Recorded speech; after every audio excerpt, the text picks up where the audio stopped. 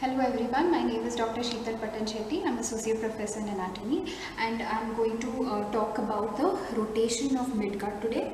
The midgut, first we'll just talk briefly about what is the extent of the foregut. The foregut extends from the buccopharyngeal membrane. It includes the pharynx, esophagus, stomach and the first part of duodenum and the second part up to the major duodenal papilla.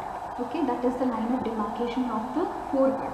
The major duodenal papilla onwards down, that is the second part, the remaining part, third part of duodenum, fourth part of duodenum, coils of jejunum, ileum, then cecum, appendix, ascending colon and right 2/3 of the transverse colon. Up till that is the extent of the midgut, and the hindgut. That hindgut extends from the left 1/3 of the transverse colon, descending colon, sigmoid colon, rectum and anal canal up till the pectinate line. The rest of the part of anal canal below the level of the pectinate line, that is the proctodeum. Okay. So then we go to this midgut. Now this midgut, it is in the form of a loop. Okay, initially it is tubular, but as it elongates it forms a loop, and as we know the midgut is supplied by superior mesenteric artery. The artery of the foregut is celiac trunk, artery of the midgut is superior mesenteric artery, and artery of the hindgut is inferior mesenteric artery.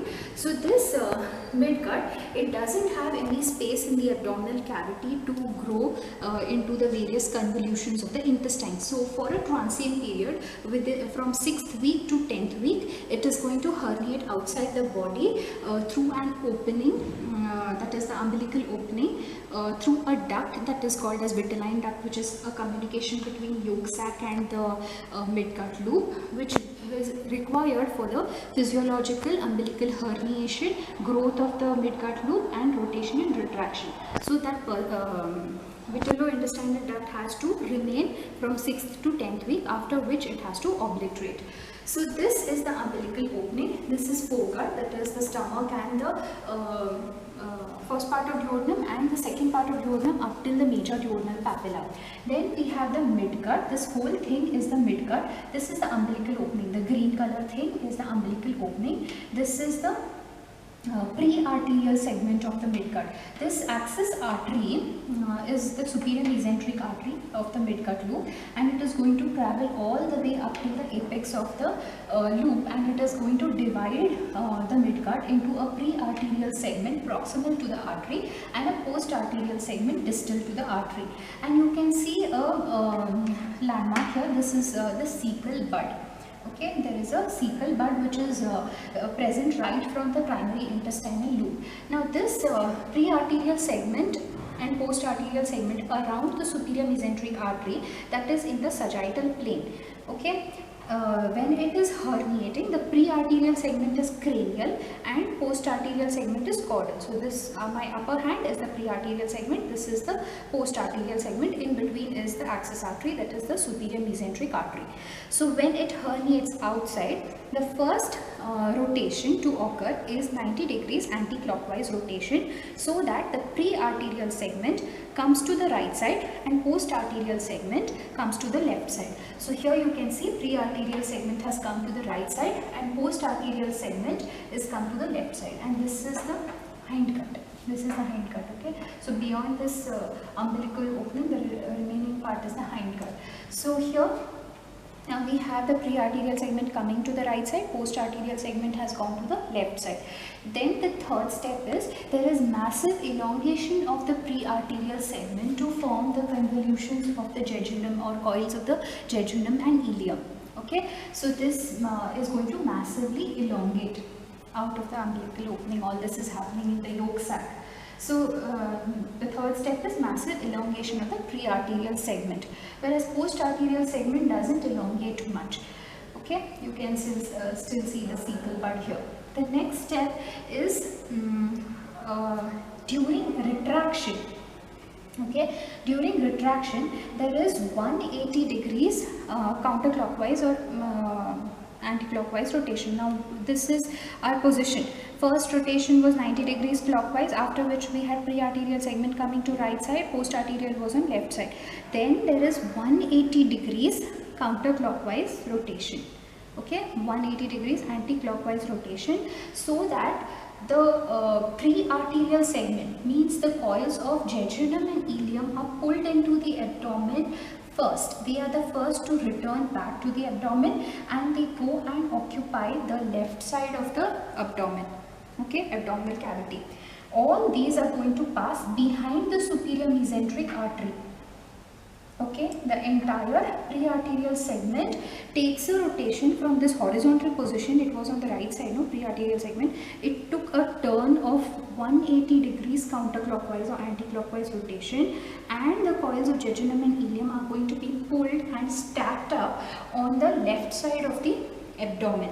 Okay, and consequently, what is going to happen to our post-arterial segment and the cecal bud and post-arterial segment? It is going to fall by 180 degrees anti-clockwise, counterclockwise, over such that the transverse colon, it falls as a flap anterior to the superior mesenteric artery.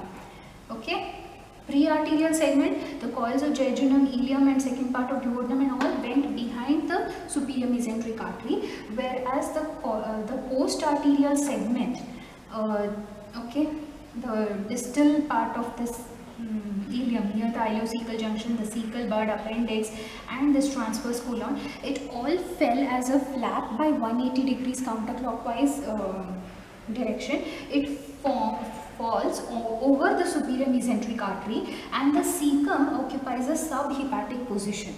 Okay, cecum and appendix are in the subhepatic position, and in this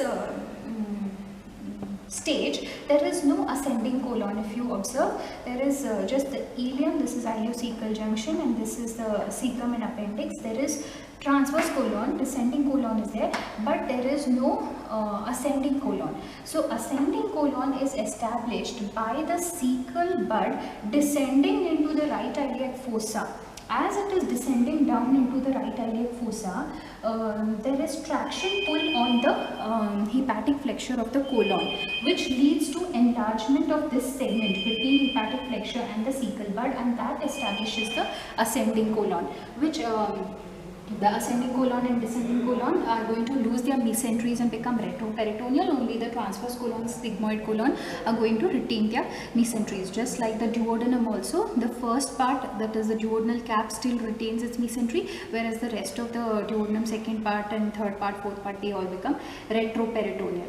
Okay, that is why the duodenal cap is seen as a cap-like thing on the barium studies. Okay, barium meal. So ascending colon is established by the descent of the cecal bud, and then after this what happens is the cecum is going to undergo differential growth, such that the right wall of the cecum is going to be massively growing compared to the left wall, and the appendicular diverticulum, which was just in the middle of the cecal bud, is shifted to the medial position.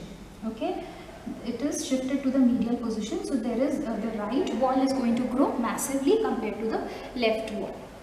Okay, so total how many degrees it has rotated? First rotation during herniation was 90 degrees anti-clockwise. Then the pre-arterial segment rotates first by 180 degrees counterclockwise and is pulled up inside the abdomen. Okay, and it goes and occupies the left position, whereas the post-arterial segment is going to consequently it is also going to rotate and fall as a flap over the superior mesenteric artery, means anterior to it, whereas pre-arterial segment has gone posterior to the superior mesenteric artery. You can see even duodenum second part onwards, which is a part of midgut loop, it is posterior to the superior mesenteric artery. You can see superior mesenteric artery is anterior to it. Okay, so when it is pulled back also, superior mesenteric artery is anterior, and all these have gone posterior, whereas this post-arterial segment is going to fall over or anterior to the superior mesenteric artery.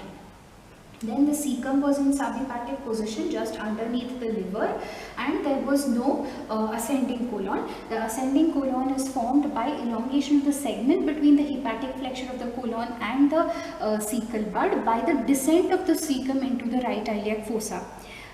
Okay, and then there is differential growth in the wall of the cecum such that the right wall of the cecum grows more compared to the left wall, pushing the appendicular bud, the diverticulum, towards a medial position.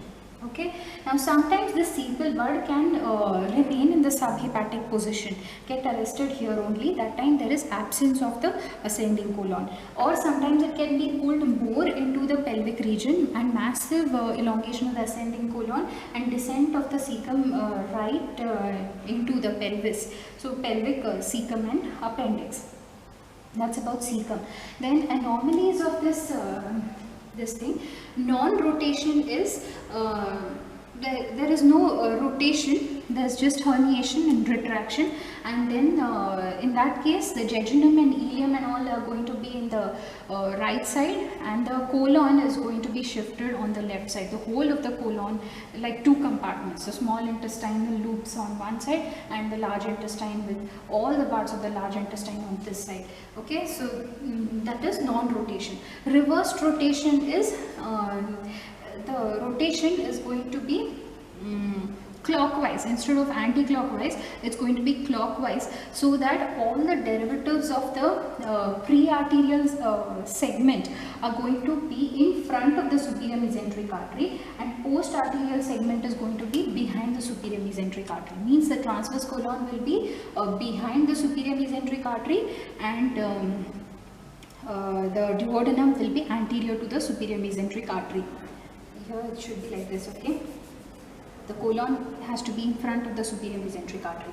Then that was about reverse rotation. Then exomphalos or omphalocele is failure of retraction of physiological umbilical herniation. Means the retracted mass will remain prolapsed outside the umbilical opening. It will persist outside only into a sac of amnion is covering that.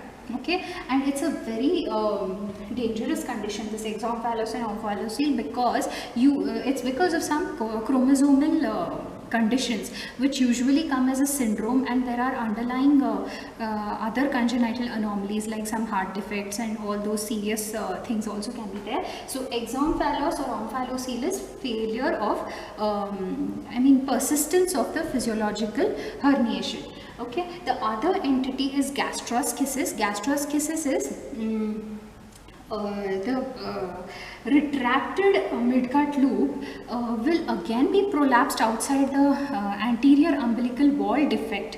Okay, and it's not a serious condition compared to exomphalos, because and there is no amniotic covering over the defect. It is just the coils of intestine will be outside into the amniotic fluid, but there is no covering of amnion over it.